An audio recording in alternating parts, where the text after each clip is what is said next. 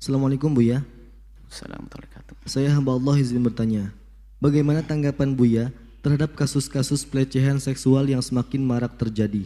Ada juga kasus pelecehan seperti para santriwati, wanita yang disiul-siul saat di jalan dan juga memperkosa anaknya sendiri, mayat dan orang dalam gangguan jiwa. Bahkan wanita-wanita tersebut yang dilecehkan sudah memakai pakaian tertutup. Mohon pencerahannya Buya, agar kami dapat menyikapinya dengan bijak. Terima kasih Buya. Ku anfusakum. Hendaknya kita sendiri yang mencoba untuk menjaga diri kita terlebih dahulu sebelum kita ngomongin orang lain. Kalau Allah sudah menyebutkan kullil mu'minina yaghuddu min absarihim, katakan kepada orang beriman agar menjaga matanya agar tidak jelalatan.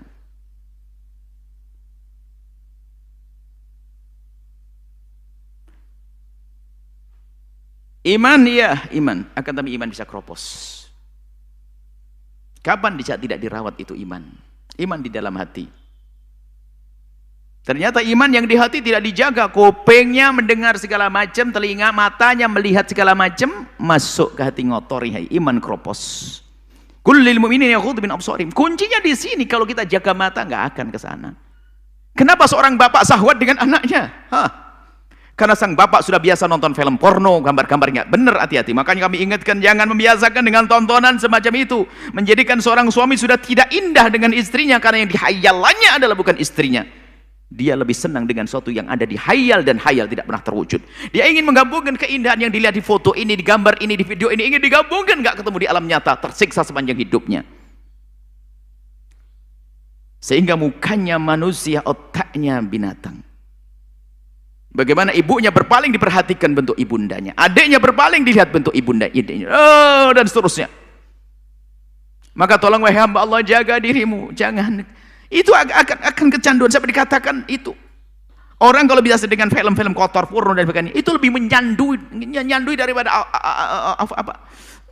afiun dan sebagainya. Sesuatu yang mencandu, bikin candu. Lebih dari itu semuanya. Di saat ngantuk pun dia sebangkit melek melihat itu semuanya. Takutlah kepada Allah. Yang rusak mentalnya nanti dia. Sepertinya dia sehingga terus melihat semuanya akan bangkitkan syahwatnya. Terus. Sehingga yang halal menjadi tidak indah. Tapi kalau orang menjaga matanya, kullil mu'minina yaghuddu min absarihim. Wal kullil mu'minati yaghuddna min absarihin. Kalau wanitanya menjaga, tolong jangan ngentengin. Memang hari ini hari rusak. Tiba-tiba ada di video laptop kita masuk, kita tutup. Astagfirullah, sifat ingat Allah. Semakin Anda menjaga, lihat indah. Pertanyaannya ada bapak dengan anak, naudzubillah, anak dengan ibunya, naudzubillah. Mana mahram saat itu? Sudah nggak ada, nggak berlaku lagi. Yang haram nikah seharusnya tidak ada syahwat di situ. Nggak tega, nggak mungkin, rasanya nggak ini. Nah ini, jadi kuncinya di sini. Ya jelas pelanggaran moral itu, pelanggaran pada Allah, guru murid, naudzubillah, itu apalagi seperti itu atas nama Allah, ngumpulin santri, ngumpulin orang-orang, tatonya wah ini penjahat. Itulah serigala berbulu domba. Kalau serigala beneran maka tahu Anda, oh serigala kita jauh-jauh pakai domba, bulu domba, dipikir domba makan serigala, pakar makan tanaman, penjahat besar. Cuma kita kan jangan pandai kita menilai orang. Kita cari sebabnya deh. Kemudian setelah kita cari sebabnya, kita tahu sebabnya, yuk kita fahami, kita fahamkan kepada diri kita sendiri, kita fahamkan kepada orang-orang dekat kepada kita. Nanti secara perlahan itu akan masuk wilayah kita. Dari diri kita sendiri. Jangan biasakan dengan jangan percaya dengan fatwa picisan sebagian orang yang mengatakan bahwa boleh menonton film porno untuk suami istri. Ketahuilah dia akan terlatih di saat bersama suami istri. Di saat suaminya pergi, sang istri melanjutkan nonton sendiri. Sang suami pun juga demikian. Akhirnya apa? Tetap saja rusak. Yang ada di khayalannya adalah sesuatu yang tidak ada di alam nyata. Bahkan dia akan bandingkan, yang dimiliki istriku tidak seperti aku lihat, suamiku tidak memiliki seperti aku lihat. Tersiksa. Kebodohan seorang laki-laki adalah di saat mengajak istrinya nonton sesuatu. Karena apa? Sesungguhnya dia mengajari, hei istriku, aku tidak memiliki seperti dia. Dia lebih hebat dari saya. Karena namanya film, akan selalu ditampilkan lebih hebat. Jadilah orang cerdas, ya hamba Allah. Jadilah orang cerdas. Dari sini permasalahannya. Kalau masalah kejahatan, itu kejahatan.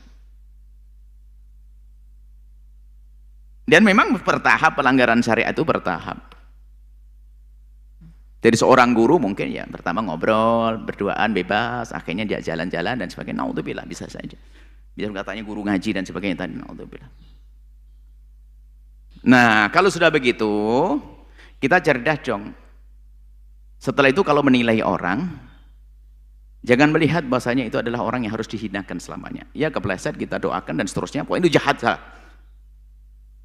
Kemudian jangan dipukul rata setelah itu. Tidak semua bapak menodai anaknya, kan begitu. Bukan semua ustadz jahat seperti itu. Yang repot ada sebagian lesan busuk. Wah memang, sampai ada komentar mungkin juga semuanya ustadz begitu. Berarti seolah semuanya bapak juga begitu, akhirnya begitu. Dan ingat kaidah, kalau ada orang berprasangka buruk, sebetulnya dia berada di wilayah keburukan tersebut.